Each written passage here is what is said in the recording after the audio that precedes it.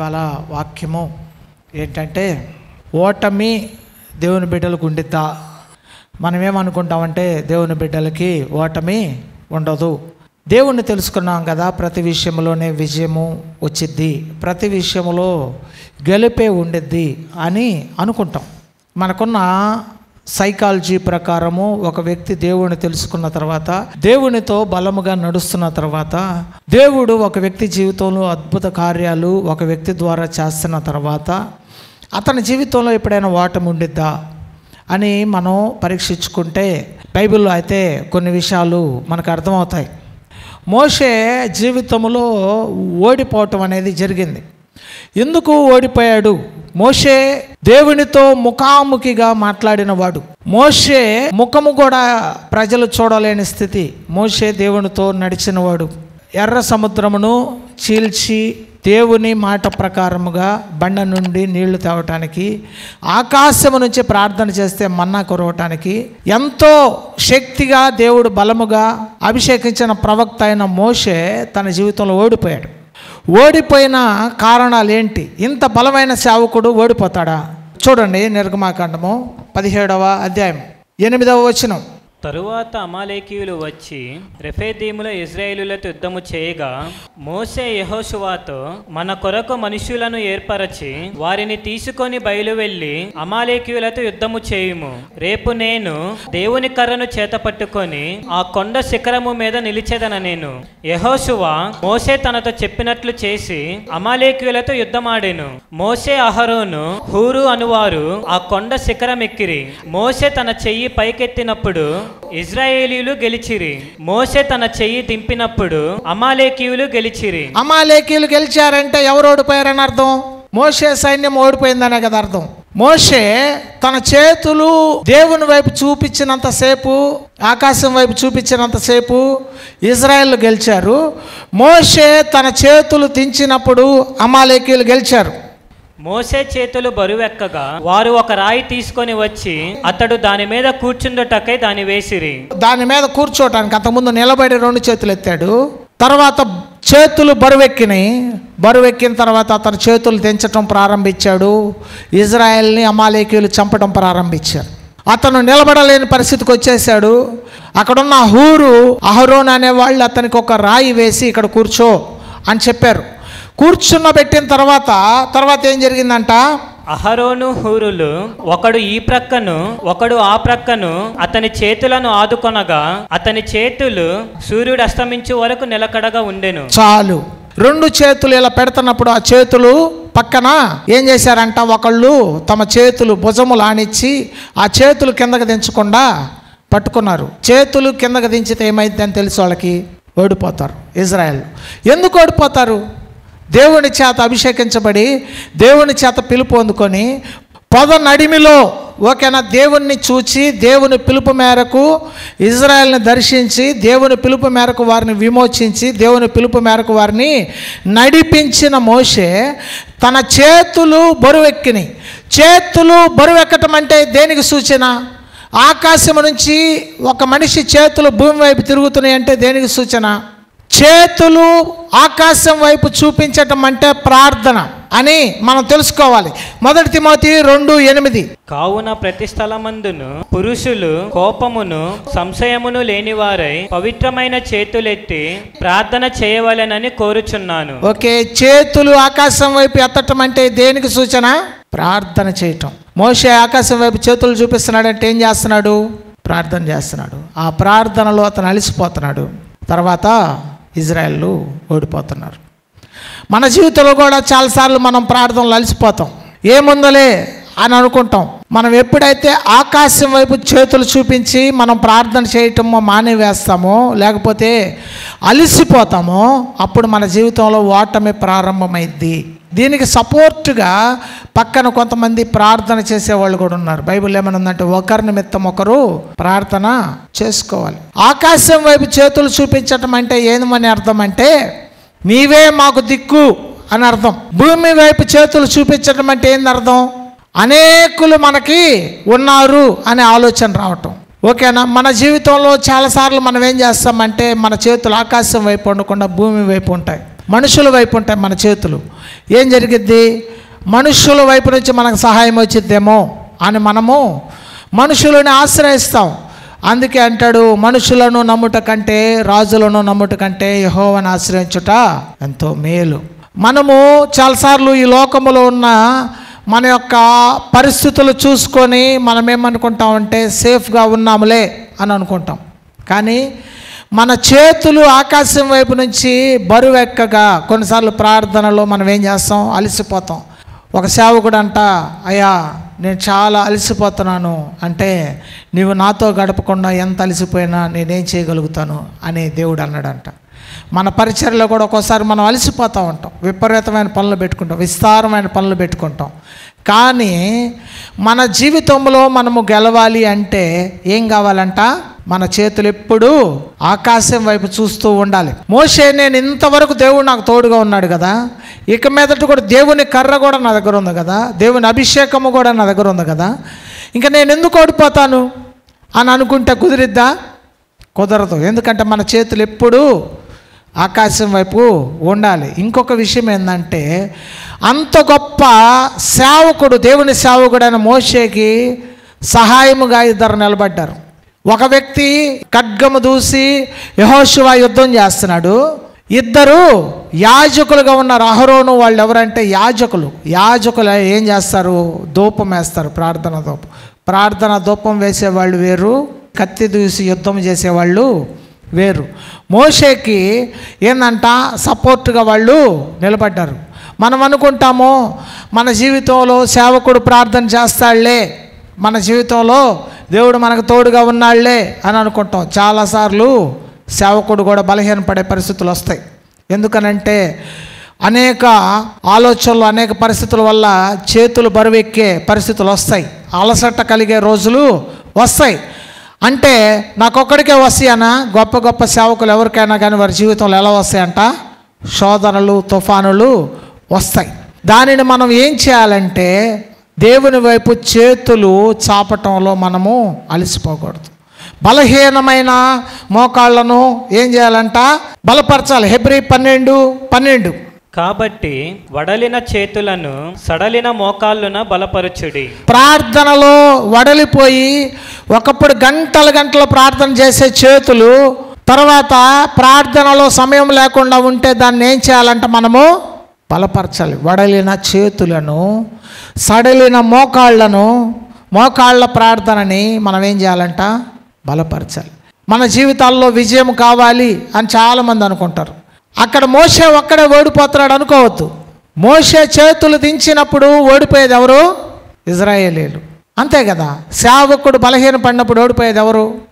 మన జీవితాలలో ఏమంటున్నారు? మేము చేసిన విషయాల్లో సక్సెస్ రావట్లేదు అంటే దాని వెనక సేవకుడు బలహీనపడి ఉన్నాడేమో, సేవకుడికి బలమైన ప్రార్థన అవసరమో, తోడుగా కావాలేమో అని మనం అర్థం చేసుకోవాలి. చాలామంది ఏం చేస్తారంట? ప్రశాంతంగా నిద్రపోతారు. యేసు ప్రభు అంటాడు, శిష్యులు తీసుకొని వెళ్ళి ఆయన శ్రమల్లోకి వెళ్ళబోయే ముందుగా అంటాడు, మీరు ఒక్క గడి అయినా మేలుకొని ప్రార్థన చేయండి. యేసు ప్రభు ఎందుకు చెప్పాలి? నేనే ప్రార్థన చేసుకుంటాను, మీరు నా కోసం చేయాల్సిన అవసరం లేదని చెప్పొచ్చు కదా. యేసు ప్రభు ఎందుకు ప్రార్థన చేయమన్నాడు? చూడండి, మత్తయి సువార్త 26:40. ఆయన మరల శిష్యుల యొద్దకు వచ్చి వారు నిద్రించుట చూచి, ఒక్క గడి అయినను నాతో కూడా మేల్కొని ఉండలేరా? మీరు శోధనలో ప్రవేశించకుండానట్లు మెలకువగా ఉండి ప్రార్థన చేయుడి. ఓకే, మీరు శోధనలో ప్రవేశించకుండానట్లు మెలకువగా ఉండి. దేవుడు వాళ్ళని మొత్తుకుంటున్నాడు. యేసయ్య వాళ్ళు ఏం చేస్తున్నారు? ప్రశాంతంగా నిద్రపోతున్నారు. వర్క్ ప్రెషర్ ఎక్కువైపోయింది, పనుల భారం ఎక్కువైపోయింది, మేము మంచిగా నిద్రపోతాము. శోధనలో ప్రవేశించకుండానట్లు మెలకువగలిగి ఎవరు చెబుతున్నారు అన్నమాట? యేసుప్రభు వారు చెబుతున్నాడు. కమ్మగా నిద్రపోండి, నేనున్నాను కదా, నేను దేవుని కుమారుని కదా అని చెప్పాడా? మనమైతే ఏం చేస్తామో నిద్రపోతూ ఉంటాం, మెలకువగలిగి ప్రార్థన చేయము. నీ యొక్క కుటుంబము, నీ యొక్క సంఘము, నీ చుట్టుపక్కల పరిస్థితులు అభివృద్ధి పొందాలంటే, నీవు దేవుని శిష్యుడిగా మారాలంటే నీవేం చేయాలంట? మెలకువగా ఉండి ప్రార్థన చేయాలి. తర్వాత 42 చూడండి. మరలా రెండవ మారు వెళ్ళి, నా తండ్రి, నేను దీనిని త్రాగితేనే గాని ఇది నా యొద్ద నుండి తొలగిపోవట సాధ్యము కాని ఎడల నీ చిత్తమే సిద్ధించుగాక అని ప్రార్థించి తిరిగి వచ్చి వారు మరలా నిద్రించుట చూచెను. ఓకే, మరలా చెప్పినప్పుడు మరలా ఏం చేశాడంట? వాళ్ళు ఏం చేస్తున్నారు? మరలా నిద్రపోతున్నాడు. తర్వాత ఏమైపోయారు? యేసయ్యతో ఉన్నారా వాళ్ళందరూ? అందరూ చెదిరిపోయారు. మన చేతులు ఆకాశం వైపు మనము ఎత్తి ప్రార్థన చేయాలి, లేకపోతే మనం ఏమైపోతాం? చెదిరిపోతాం. మనం అనుకుంటాము, మనం ఎందుకు చెదిరిపోతాములే, మనం ఎందుకు ఇదిగా ఉంటాంలే. పొరపాటు అది. యేసు ప్రభు వారి పక్క నుండి అనేక అద్భుతాలు చూసిన వారు, చేసిన వారు యేసు ప్రభువును వదిలిపెట్టి పారిపోయారు. ఎందుకు? సాతాను వారిని శోధించినప్పుడు వాళ్ళు నిలబడలేకపోయారు. మన జీవితంలో కూడా చాలాసార్లు ఏమైంది? సాతాను శోధిస్తాడు. శోధించినప్పుడు మనం నిలబడలేకపోతాం. ఎందుకనంటే మన జీవితాల్లో ఏముండాలి? ప్రార్థన. ఆకాశం వైపు చేతులు ఎత్తి మనం ఏం చేయాలంట? ప్రార్థన చేయాలి. ఒక మనిషి బలహీనుడైతే అతని కోసం ప్రార్థన చేయాలి. ఒక మనిషి మోకాళ్ళు బలహీనమైపోతే ప్రార్థన చేయాలి. అరే, మోషే దేవుడితో నడిచి 40 రోజులు కొండ మీద దేవునితో ముఖాముఖిగా గడిపినోడు 10 నిమిషాలు కూడా చేతులు పైకి ఎత్తలేడా అని అనుకోవచ్చు కదా. వాళ్ళు అనుకోలేదు. ఎందుకు అనుకోలేదు? వాళ్ళకి అర్థమైపోయింది పరిస్థితి. ఎందుకనంటే ఈ లోకములో శోధనలు ఎక్కువైనప్పుడు చేతులు భారం ఎక్కుతాయి. ఈ లోకములో సమస్యలు ఎక్కువైనప్పుడు ఏమవుతాయంట? చేతులు భారం అవుతాయి. అప్పుడు అనేకులు ఐక్యముగా కలిసి ప్రార్థన చేయాలి. నాకు పొద్దున ప్రార్థన చేసుకుంటా ఉన్నాను, ఎందుకో ఒక్కసారిగా ఒక రెఫరెన్స్ చూపించాడు దేవుడు. అది నాకు ఆ రెఫరెన్స్ వరకు తీసి చదువుకొని పడుకున్నాను నేను. అపోస్తల కార్యం 12:7. ఇదిగో ప్రభుదూత అతని దగ్గర నిలిచాను, అతడుండిన గదిలో వెలుగు ప్రకాశించను. దూత పేతురును ప్రక్కకు తట్టి త్వరగా లేమని చెప్పి అతని లేపగా సంకెళ్ళు అతని చేతుల నుండి ఊడిపడాను. ఈ మాట దేవుడు నాకు పొద్దున నిద్రపోతూ ఉంటే చూపించాడు. నేను నిద్రపోతూ ఉన్నాను, ఈ మాట వచ్చింది.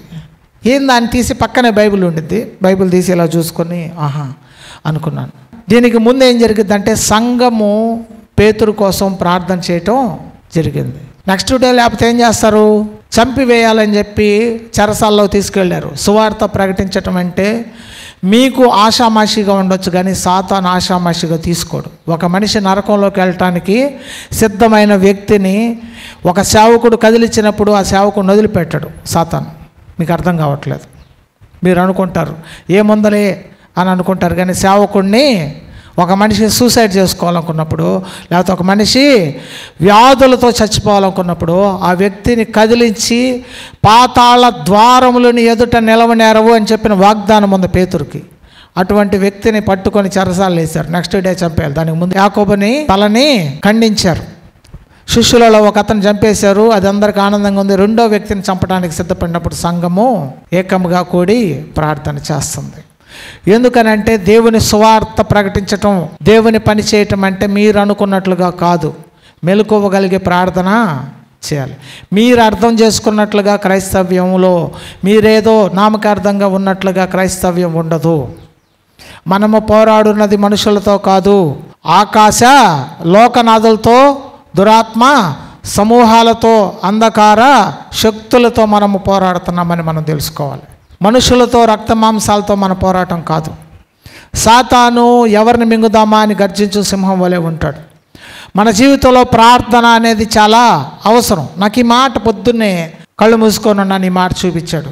అంటే సరే దేవుడు దర్శించాడు అని నేను అనుకున్నాను. ఎందుకు నేను ఈ మాటలు చదువుతున్నానంటే మనము మెలకువగలిగి ప్రార్థన చేయాలి. అయితే దావీదు రాజుగా ఉన్నాడు కదా, దావీదు రాజు అయ్యాడు కదా. అతను ఎలా రాజు అయ్యాడు? గొప్పవాడు ఎలా అయ్యాడు? గొర్రెలు కాసుకునే వ్యక్తిని దేవుడు రాజుగా చేశాడు. ఎలా చేశాడు? అతని లోపల ఏం క్యారెక్టర్ ఉంది? కీర్తన 119, 164. నీ న్యాయ విధులను బట్టి దినమునకు 7 మారులు నేను నిన్ను స్తుతించుచున్నాను. ఓకేనా? ఎంత గొప్ప మాట. ఆకాశం వైపు చేతులెత్తి దావీదు ఎన్నిసార్లు స్తుతిస్తాడంట? దినమునకు 7 మార్లు, 7 సార్లు స్తుతిస్తాడంట. మనం ఎన్నిసార్లు స్తుతిస్తాం దేవుణ్ణి? ఆకాశం వైపు చేతులెత్తి స్తుతించాలి. ఎందుకనంటే శత్రువులను జయించాలంటే మనం ఏం చేయాలంట? స్తుతి అనేది మన దగ్గర ఉండాలి. ఇక్కడ చూడండి, కీర్తన 134:2. పరిశుద్ధ స్థలము వైపు మీ చేతులెత్తి యెహోవాను సన్నుతించుడి. ఓకే, పరిశుద్ధ స్థలము వైపు మీ చేతులెత్తి యెహోవాని సన్నుతించుడి. సన్నుతించటం అంటే ఏంటి చెప్పండి? ఇంగ్లీష్లో ప్రైజ్ చేయటం అన్నాడు, స్తుతించటం. స్తన్నుతించటం అంటే స్తుతించటం. పరిశుద్ధమైన చేతులెత్తి దేవుణ్ణి దినమునకు 7 సార్లు స్తుతిస్తున్నాడు అని అర్థం. పాడుతూ ఉంటాం కదా, సన్నుతించెదము అని పాడతాం కదా. సన్నుతించటం అంటే స్తుతించెదము అని. దినమునకు 7 సార్లు ఆకాశం వైపు చేతులు చూపించి దావీదు భక్తుడు దేవుని ఏం చేస్తున్నాడంట? స్తుతిస్తున్నాడు. మన జీవితంలో కూడా మనము దేవుని స్తుతించాలి. ఎందుకంటే తర్వాత ఇక్కడ చూడండి, నిర్గమకాండం 17 అంటే ఆకాశం వైపు చేతులు ఎత్తటం అనే దాని గురించి చెప్పాను కదా. 17, 12 నుంచి చదువుదాం. మోసే చేతులు బరువెక్కగా వారు ఒక రాయి తీసుకొని వచ్చి అతడు దాని మీద కూర్చుందుటకై దాన్ని వేసిరి. అహరోను హూరులు ఒకడు ఈ ప్రక్కను ఒకడు ఆ ప్రక్కను అతని చేతులను ఆదుకొనగా, అతని చేతులను ఆదుకున్నారు. అతని ప్రార్థనకి సహాయంగా నిలబడ్డారు. అతని ప్రార్థనకి ఎలా నిలబడ్డారు? సహాయంగా నిలబడ్డారు. ఒకరు ఈ పక్కను ఒకరు ఆ పక్కను అతని చేతులకు ఆదుకొన్నారంట. నిందా చదివాం కదా మనం. వాడిన చేతులను బలపరచుడి, మోకాళ్లను బలపరచాలి మనం. ఎంతసేపు బాగా లోకంలో తిరిగి వచ్చి బాగా దురాత్మలు ఎక్కించుకొని వచ్చి సేవకుడి దగ్గరకు వచ్చి ప్రార్థన చేయమంటాం. అది కాదు భక్తి. నిజమైన భక్తి ఏంది? ఒకరి నిమిత్తం ఒకరు ప్రార్థన చేయాలి. సేవకుని నిమిత్తం కూడా ప్రార్థన చేయాలి. సంఘం నిమిత్తం కూడా ప్రార్థన చేయాలి. మన యొక్క మందిరము విషయము, లేకపోతే పరిచర్య విషయము, దేవుని బిడ్డలు చేస్తున్న పని విషయము, వారి ప్రయాణాల విషయము మనం ఏం చేయాలి? ప్రార్థన చేయాలి. చాలామంది ఏం చేస్తారు?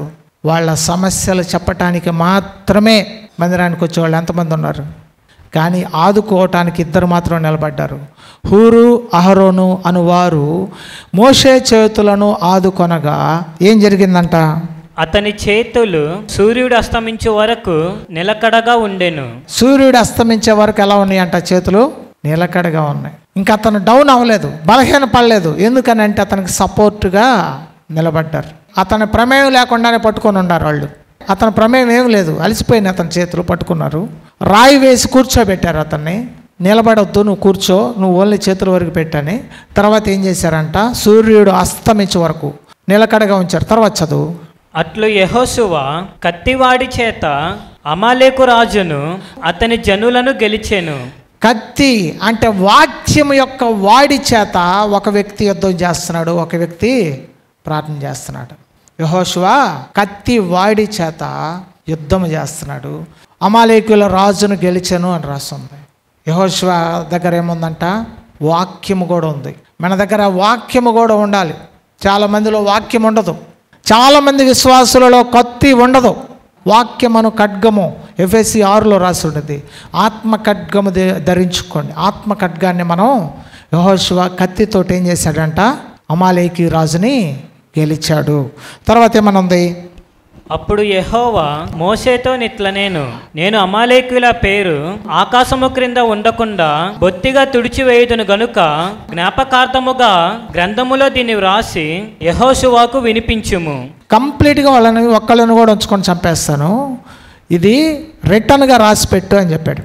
చనిపోయారా? మొత్తం చనిపోలేదు. అమాలేకీలు ఎక్కడ తగులుతారు? మళ్ళీ సౌలు దగ్గర తగులుతారు. సౌలుని చంపింది ఎవరు? అమాలేకీయుడు. అయితే దావీదు ఉంచలేదు వాళ్ళు ఎవ్వరిని. దావీదు అమాలేకీలు మొత్తాన్ని బొత్తిగా సంహరించాడని రాసి ఉండేది. దావీదు అమాలేకీలు మొత్తాన్ని సంహరించడానికి గల కారణం ఏంటంటే దినమునకు 7 సార్లు ఆకాశము వైపు చేతులెత్తి దేవునిని స్తుతిస్తాడు. అమాలేకీల చేతికి దొరికే స్థితిలో దావీదు లేడు. మన జీవితంలో కూడా ఎవ్రీడే పొద్దున మధ్యాహ్నము సాయంత్రం నీకు గుర్తొచ్చినప్పుడల్లా దేవుని నువ్వు ఆకాశం వైపు చేతులెత్తి ఏం చేయాలి? ఎంతమంది చేస్తారు ఇవాళ నుంచి? మేము ఆకాశం వైపు చేతులెత్తి దినమునకు 7 సార్లు స్తుతిస్తాము. అది 5 నిమిషాలు కానీ 2 నిమిషాలు కానీ అన్నవాళ్ళు. ఎందుకు నేను ఈ మాట చెబుతున్నాను? మీ జీవితాలలో శత్రువు యొక్క ఖడ్గము మీ మీద, మీ కుటుంబాల మీదకి రాకుండా ఉండాలి అంటే మనం ఏం చేయాలి? దినమునకు 7 సార్లు పరిశుద్ధమైన చేతులెత్తి దేవుని స్తుతించాలి. చేతులు ఎత్తి ప్రార్థన చేయగానే సరిపోదు, ఆ చేతులు పరిశుద్ధమైనవి అయి ఉండాలి. ఆ చేతులు ఎలా ఉండాలి? పరిశుద్ధమైన చేతులెత్తి ఆకాశమందున దేవుని సన్నుతించుడి, పరిశుద్ధమైన చేతులెత్తి మీరు ప్రార్థన చేయుడి అని చెప్తున్నాడు. మన లోపల అనేకమైనవి పెట్టుకొని మనం చేయకూడదు. మన హృదయాన్ని క్లియర్ చేసుకొని దేవుని ముందు నిలబడి చేయాలి. అలాగే మన జీవితంలో నేను ఎందుకు చెప్పానంటే, మోషే జీవితంలో ఓటమి వచ్చింది, కానీ ఆ ఓటమి మరలా దేవుని వైపు అతని చేతులు చాపగా దేవుడు అతని జీవితంలో విజయాన్ని ఇచ్చాడు. ఇక్కడేమనుంది, బొత్తిగా తుడిచివేస్తానని చెప్పాడు. తర్వాత చూడండి, తరువాత మోషే ఒక బలిపీఠమును కట్టి దానికి యెహోవా నిస్సి అను పేరు పెట్టి, అమాలేకీయులు తమ చేతిని యెహోవా సింహాసనమునకు విరోధముగా ఎత్తిరి గనుక యెహోవాకు అమాలేకీయులతో తరతరముల వరకు యుద్ధమనేను. యెహోవా నిస్సి అంటారు. చాలామంది పేర్లు పెట్టుకుంటారు కదా నిస్సి అని. నిస్సి అంటే ధ్వజము అని అర్థం. దేవుడే తన ధ్వజం ఎత్తాడు, దేవుడే వాళ్ళతో యుద్ధం చేస్తాడు అని చెప్పారు. ఎందుకనంటే, మీరు ఊరకనే నిలిచి చూడండి దేవుడు చేయ గొప్ప కార్యాలు. స్తుతించటం అంటే ఏంది? మీరు యుద్ధం చేయమని అర్థం. శత్రువుతోటి యుద్ధం చేయమనా? ప్రార్థన చేయటం అంటే ఏంది అర్థం? దేవుని స్తుతించటం, ప్రార్థించటం వల్ల ఏమైంది? నువ్వు శత్రువుతోటి యుద్ధం చేసినట్ట, నీ పక్షమున దేవుడు యుద్ధం చేస్తాడు అని అర్థం. నీవు చేతులు ఎత్తి ఆకాశం వైపు దేవుని స్తుతించుచుండగా యెహోవా నిస్సి, దేవుడే ఆయన సింహాసనం నుండి యుద్ధం చేస్తాడని రాస్తుంది. తర్వాత ఇక్కడ చూడండి, 12 నుంచి చదివితే, ఆ పక్కన ఈ పక్కన చేతులు ఆదుకొని వారి చేతులు సూర్యుడు అస్తమించే వరకు నిలకడగా ఉన్నాయి. నువ్వు దేవుని వైపు నీ చేతులు చూపించటం ప్రారంభిస్తే సూర్యుడు అస్తమించే వరకు నీ చేతులు నిలకడగా ఉంటాయి. తర్వాత ఇక్కడ చూడండి, యెషయా గ్రంథం 60వ అధ్యాయం 20వ వచనం, నీ సూర్యుడు ఇంకను అస్తమింపడు. నీ సూర్యుడు ఇంకను అస్తమించడు. నీ సూర్యుడు అంటే ఎవరు? నీతి సూర్యుడు. నీ రెక్కలకు ఆరోగ్యము కలగజేస్తాడు. నీతి సూర్యుడు అంటే యేసు ప్రభువారు. నీ సూర్యుడు అస్తమించడు. ఓకేనా? సూర్యుడు అస్తమించే వరకు నిలకడగా ఉన్నాయంట. అంటే ఏందో తెలుసా? ఓడిపోని జీవితాన్ని దేవుడు అతనికి ఇచ్చాడు. తర్వాత చూడండి, నీ చంద్రుడు క్షీణింపడు, యెహోవాయే నీకు నిత్యమైన వెలుగుగా ఉండును. నీతి సూర్యుడు అంటే ఎవరండి? నిజమైన వెలుగు అంటే ఎవరు? యేసు ప్రభువారు. యెహోవాయే నిత్యమైన వెలుగుగా నీకు ఉంటాడు.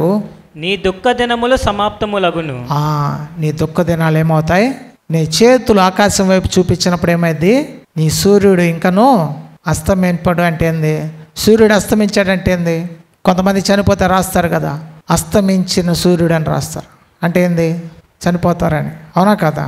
కానీ నువ్వు దేవుని వైపు చేతులు చూపించినప్పుడు నీ సూర్యుడు ఇకను, నీ ఆయుష్ తీరిపోదు అని అర్థం. దేవుడే నీకు వెలుగుగా ఉంటాడు అని అర్థం. ఏమని అర్థం అంటే, నిజమైన వెలుగుండను, ఆ వెలుగు మనుషులను వెలిగించుచుండెను. చూడండి, చదువుచారని యోహాను సువార్త 1వ అధ్యాయం 4వ వచనం, ఆయనలో జీవముండెను, ఆయనలో జీవముండెను, ఆ జీవము మనుషులకు వెలుగై ఉండెను. అది సూర్యుడు అస్తమించడంటే ఆయనలో జీవముండెను, ఆ జీవము మనుషులకు వెలుగు. సూర్యుడు అస్తమించే వరకు అతను నిలబడే ఉండే అంట అతని చేతులు. నీ సూర్యుడు అస్తమించడు. ఇప్పుడు చదువు యెషయా గ్రంథం 60:20, నీ సూర్యుడు అస్తమించడు, నీ చంద్రుడు క్షీణించడు, యెహోవాయే నీకు నిత్యమైన వెలుగుగా ఉండును, నీ దుఃఖ దినములు సమాప్తములగును.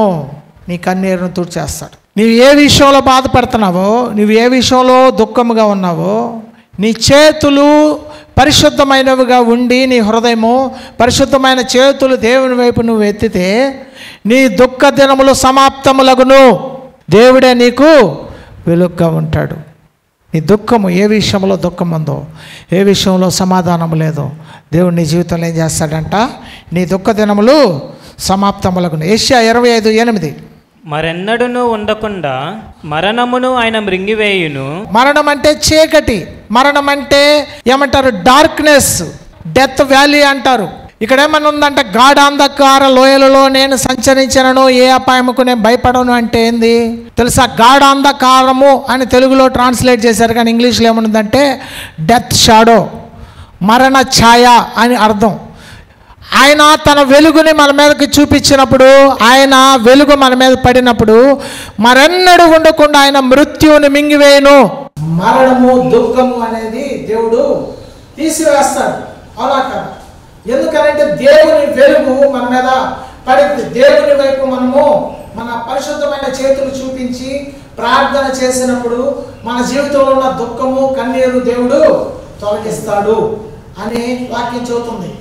ఎందుకనంటే మోషే తన చేతులు దించినప్పుడు ఓడిపోయాడు, కానీ తన చేతులను ఎప్పుడైతే దేవుని వైపు చూపించడం మొదలుపెట్టాడో మరణం ఇక మీద ఇజ్రాయెల్ మీద పనిచేయడు. అమాలేకుల రాజుతో సహా అందరినీ గెలిచాడు అని రాస్తుంది. చాలాసార్లు మనం ఏమనుకుంటాం, దేవుని మాట నిజమైన వెలుగుగా మనం గ్రహించాలి. చాలాసార్లు మనం ఏమనుకుంటాం అంటే ప్రార్థన చేయటం వల్ల ఏమైనా మీరు ఊరకనే నిలిచి చూడండి అని బైబిల్ చదువుతుంది. ఓకేనా? ఎందుకు నేను ఈ మాట చదువుతున్నానంటే దేవుని వైపు మన చేతులు చూపించినప్పుడు మన జీవితంలో ఏం జరిగిందంట, అమాలేకులు ఓడిపోయినట్లుగా ఇజ్రాయెల్ గెలిచినట్లుగా మన జీవితాన్ని కూడా దేవుడు ఏం చేస్తాడు, మరణము మింగి వేస్తాడు. దేవుడు నిత్యమైన వెలుగుగా మనకు ఉంటాడు. నీతి సూర్యుడు మనకు ఉదయిస్తాడు. ఆయన రెక్కల కింద మనకు ఆశ్రయం కలిగిద్ది. ఓకేనా? ఇక్కడ చూడండి, మలాకి 4:2.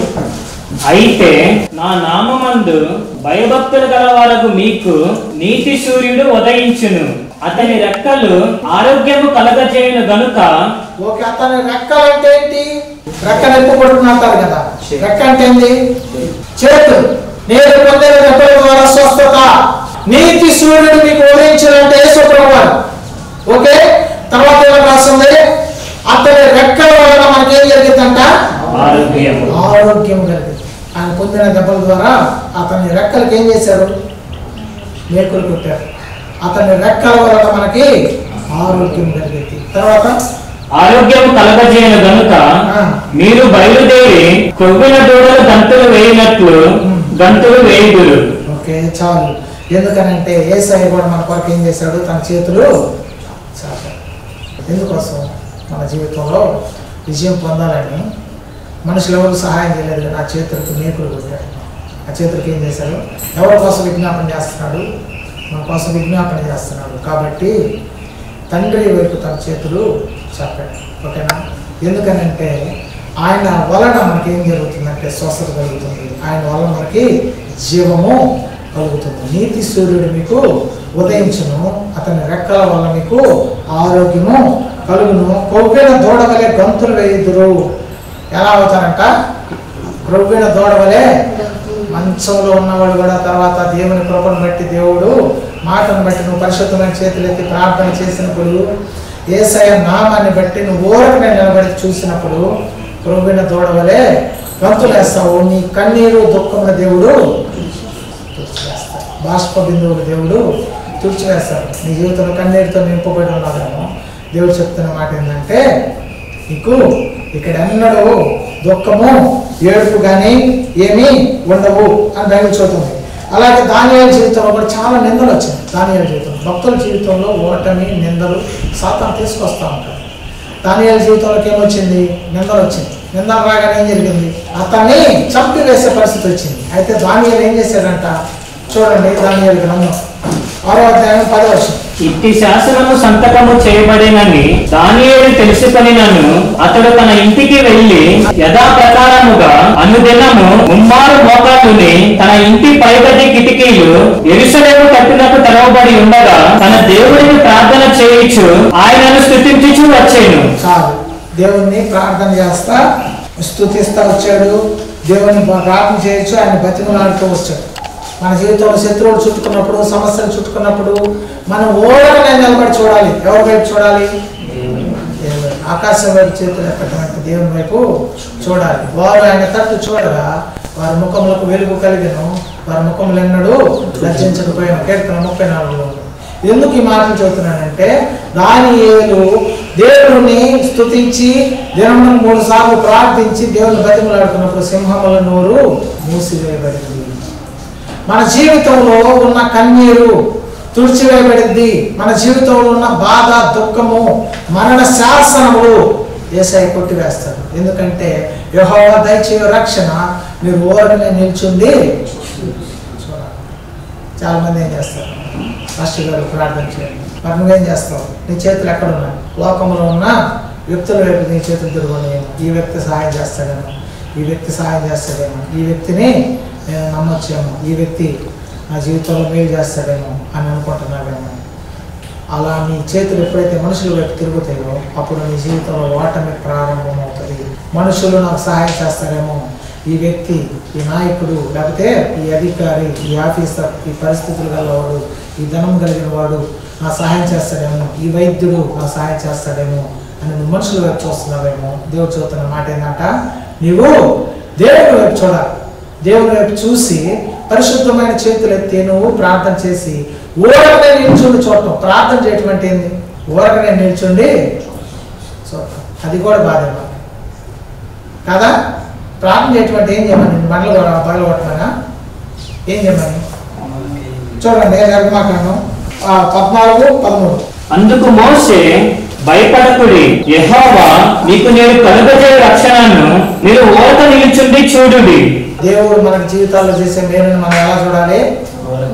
ఊరకనే నిల్చుండి చూడాలి. అంటే ప్రార్థన చేస్తా ఉన్నాం, ఏదో చేయమని కాదు. ఊరకనే నువ్వు నిలబడి దేవునికి ప్రార్థన చేసినప్పుడు దేవుడు ఏం చేస్తాడంట, యెహోవా దయచే రక్షణ ఈ ఊరకనే నిల్చుండి చూడుడి. తర్వాత మీరు నేడు చూచిన ఐగుప్తీయులను ఇక మీదట మరి ఎన్నడూను చూడరు. నేడు మీరు చూచుచున్న ఐగుప్తీయులు ఇక ఎన్నడూ చూడరు. మీ జీవితాల్లో ఉన్న బాధ, మీ జీవితాల్లో ఉన్న ముళ్ళు, మీ జీవితాల్లో ఉన్న కష్టము ఇక ఎన్నడూ చూడరు. ఎప్పుడు చూడరు? బాధలు ఎంతమందికి ఉన్నాయి? సమస్యలు నా జీవితంలో ఉన్నాయి అన్నవాళ్ళు చేయొద్దండి. మీరందరూ ఇవాళ నుంచి మీ చేతులు దేవుని వైపు ఎత్తుతారా? దినమునకి 7 సార్లు ఎత్తుతారా? ఖచ్చితంగా దినమునకి 7 సార్లు మీ చేతులు ఆకాశం వైపు ఎత్తితే దేవుడు ఏం చేస్తాడంట, మీ జీవితంలో మీరు నేడు చూచుచున్న ఐగుప్తులోనికి అన్నాడు చూడరు. మీ జీవితంలో ఉన్న వేదన, బాధ, దుఃఖము, కన్నీరు అన్నిటినీ కొట్టివేసి కొవ్విన దూడల వలె గంతులేస్తారు. మీ మీద ఉన్న అనారోగ్యము, మీ మీద ఉన్న శాపము, మీ మీద ఉన్న బంధకాలు ప్రతిదీ కొట్టివేస్తాడు. ఎందుకంటే విశ్వాసము ద్వారా కృపచేతనే మీరు రక్షించబడ్డారు. ఇది మీ వలన కలిగినది కాదు, ఇది దేవుని వరమే. ఎఫెసీ 2:8-9 చూడండి. మీరు విశ్వాసము ద్వారా దేవుడు నా జీవితంలో చేస్తాడన్న విశ్వాసముతో ప్రార్థన చేయాలి. కృపచేతనే రక్షింపబడి ఉన్నారు, ఇది మీ వలన కలిగినది కాదు, దేవుని వరమే. దేవుని వరమే, ఇది మీ వలన కలిగినది కాదు. విశ్వాసము ద్వారా కృపచేత విశ్వాసంగా ప్రార్థన చేయాలి. ప్రార్థన చేసేవాడు ఎలాంటి ప్రార్థన చేయాలి? విశ్వాసంగా చేయాలి. దేవుడు నా జీవితంలో మేలు చేస్తాడని విశ్వాసంతో చేయాలి. చాలామంది ప్రార్థన చేస్తారు కానీ దేవుడి మీద కూడా విసుకొచ్చేసిద్ది. కానీ విశ్వాసంతో ప్రార్థన చేస్తే ఏం జరిగిద్దంట? కార్యం చేస్తాడు, రక్షణ ఇస్తాడు దేవుడు. తర్వాత కింద వచ్చిన చదవండి. అది క్రియల వలన కలిగినది కాదు కనుక, నువ్వేదో ఖడ్గం పట్టుకొని యుద్ధం చేయటం వల్ల జరిగినది కాదు కానీ ఎవడును అతిశయపడ వీలు లేదు. ఎవడు అతిశయపడటానికి వీల్లేదు. నువ్వు విశ్వాసం ద్వారా కృపచేత రక్షించబడ్డావు కానీ నువ్వేదో చేయటం వల్ల నీ సమస్యలు పరిష్కరించుకోలేవు. నీ జీవితంలో ఉన్న పాపాన్ని నువ్వు తొలగించుకోలేవు. నీ జీవితంలో ఉన్న శాపాలు తొలగించుకోలేవు. నీ జీవితంలో ఉన్న వ్యాధులను నువ్వు తొలగించుకోలేవు. నీవు విశ్వాసముగా కృప వలన రక్షించబడతావు. ఇది దేవుని వరమే, నీ వల్ల జరిగింది కాదు గనుక ఎవడు అతిశయించ వీలు పడదు. రక్షణ దేవుడు మనకు ఉచితంగా ఇచ్చాడు. కాబట్టి మనం ఏం చేయాలంట? విశ్వాసముగా ప్రార్థన చేయాలి. కృప అప్పుడు దేవుడు మనకి ఇస్తాడు. మనము అనుదినము ప్రార్థన చేసేవారిగా ఉండాలి. ఒకరి నిమిత్తం ఒకరు ప్రార్థన చేసేవారిగా ఉండాలి. మన శత్రువు ఎవరు? మన పక్కన ఏంటాడా? మన శత్రువు ఎవరు? సాతాను. ఆ సాతాను నీ జీవితంలో పనిచేయకుండా దేవుడు సిలువలో ఏం చేశాడంటే చితక కొట్టేశాడు. యేసుప్రభువు తన హస్తములు చాచి మేకులు కొట్టడం వల్ల సాతాను శీఘ్రముగా మీ పాదముల కిందకు తెచ్చును. సాతాను చాలాసార్లు గంతులు వేసినప్పుడు నీవు దేవుని వైపు చేతులు ఎత్తితే సాతాన్ని నీ కాళ్ళ కిందకు తీసుకొచ్చి తొక్కేలాగా చేస్తాడు. ఈరోజు దేవుడు సాతానుని శీఘ్రము మీ పాదముల కిందకి యేసునామములో తెచ్చునుగాక. ఓకేనా? ఖచ్చితంగా మీ జీవితంలో ఉన్న బంధకాలు తెగిపోనుగాక. ఆమేన్. Thank you. God bless you. అందరూ